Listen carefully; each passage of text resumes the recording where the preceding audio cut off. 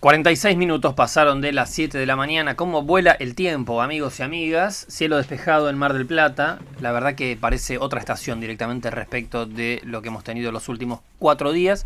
Bueno, como la agenda informativa está bastante tranquila, nosotros vamos a hablar del futuro y del apocalipsis. No tanto, pero que está suponiendo la inteligencia artificial. Ustedes saben, cada martes nos visita Gonzalo Rodríguez, nuestro especialista en esta materia, que yo les voy a decir, voy a romper un off. Él está tan preocupado como nosotros por el impacto que todo esto está teniendo en el mundo. ¿Qué haces, Gonzalo? ¿Qué haces, Charles? Buen día, ¿cómo estás? Todo en orden. Queremos bien. meterle, la inteligencia artificial Está nos va a todo salvar bien, a todos, está nos todo saca bien. por arriba del laberinto, pero semana a semana venimos planteando que, venimos entrando a la curva 140, nada puede marir sal. Es así dicen. Sí, la verdad que los desafíos que plantean las nuevas tecnologías en general, no solo la inteligencia artificial, la disposición permanente que cada uno de nosotros tenemos hacia los dispositivos digitales es preocupante. Y también voy a romper un off a medida que vamos hablando durante la semana por WhatsApp. Se nos despiertan algunas preguntas, y una de las preguntas que en realidad se nos dispara a nosotros, pero calculo que en todas las mesas familiares suele dispararse, es: ¿cuánto leen realmente las nuevas generaciones? La verdad que parece ser una pregunta que en principio en una mesa familiar podría ser muy sencilla de responder. De hecho, ayer cuando estábamos hablando creíamos que las nuevas generaciones leen bastante menos de lo que leíamos nosotros, y ni hablar nuestros abuelos.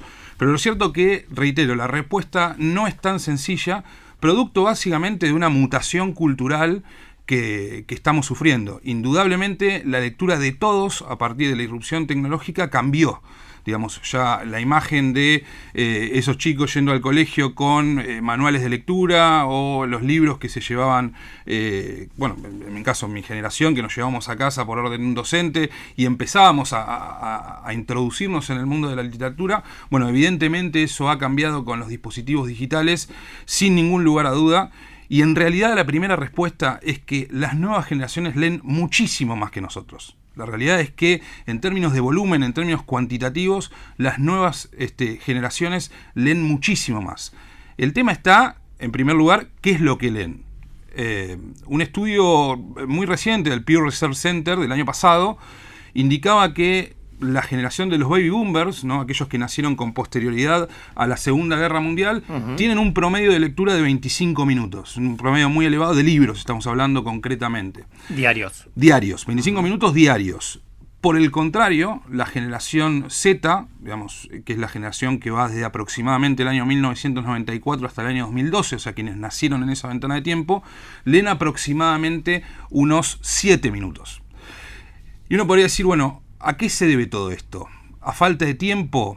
Parecería ser que no es la respuesta cuando el lunes nuestro dispositivo a la mañana nos informa cuánto es el promedio que estuvimos visualizando la semana anterior, ¿no? Nunca bajás de 4, 5, 6 horas. O sea que en realidad una cuestión de tiempo no es, sino que el tiempo está siendo ocupado por otras herramientas, por otras consumos, por otro tipo de consumos.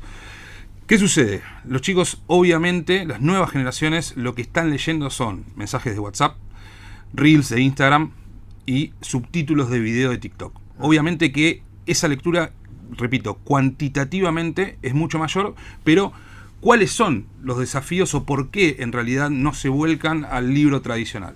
Primero, porque existe una atención fragmentada. Las nuevas generaciones tienen una capacidad de atención promedio de 8 segundos. Entonces, cuando vos te adentrás a un libro, empezás por la primera palabra de una página, y obviamente ese tipo de literatura lleva tiempo. Obviamente que dependiendo del género se puede hacer incluso mucho más pesado, pero atrás de todo había un cierto goce en el hecho de leer un libro. Bueno, ese goce, esa tensión está únicamente hoy en los 8 segundos, lo cual se hace muy, muy difícil.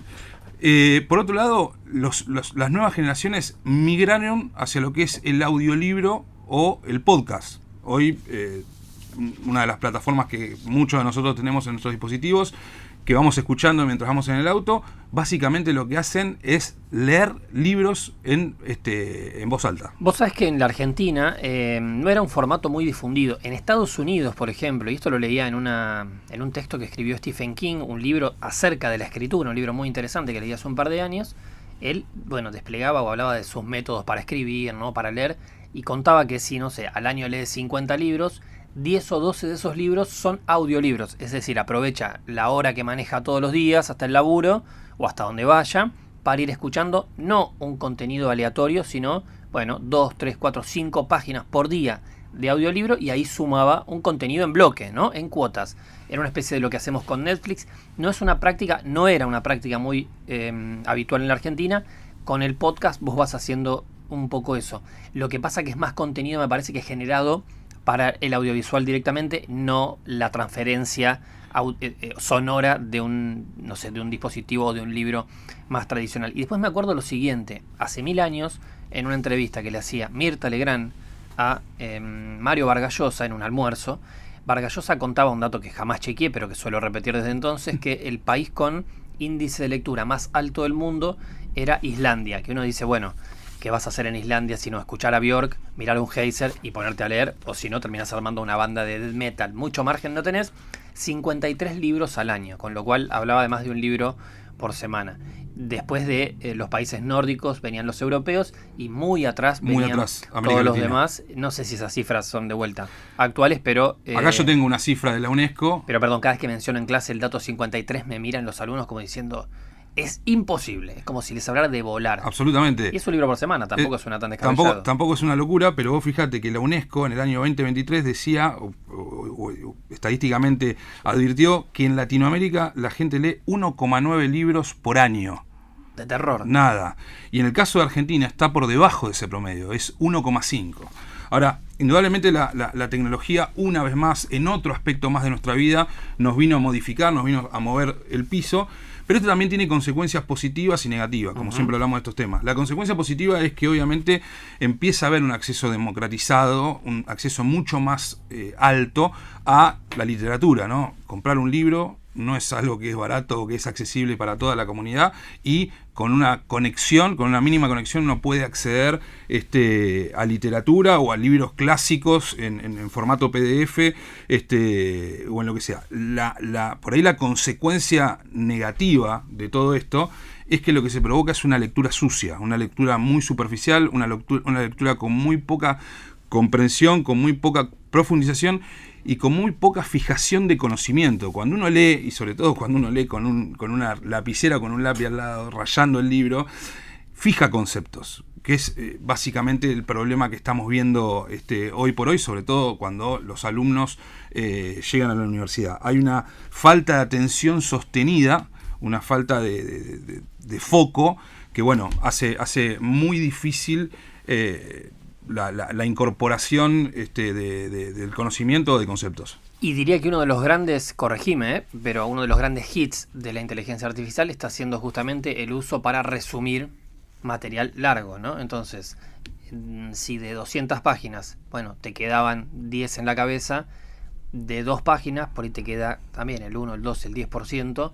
que es mucho menor. No es que te vas a acordar de todo el contenido porque hayas visto un resumen. Seguramente también haces un recorte. Obviamente, lo que vos decís es el segundo uso que se le está dando a nivel mundial a la inteligencia artificial. El primero es de acompañante psicológico, coaching o por ese lado, digamos. Pero el segundo punto para el cual utiliza la gente las herramientas de inteligencia artificial generativa, básicamente es para reducir textos, sintetizar textos que pueden ser muy extensos.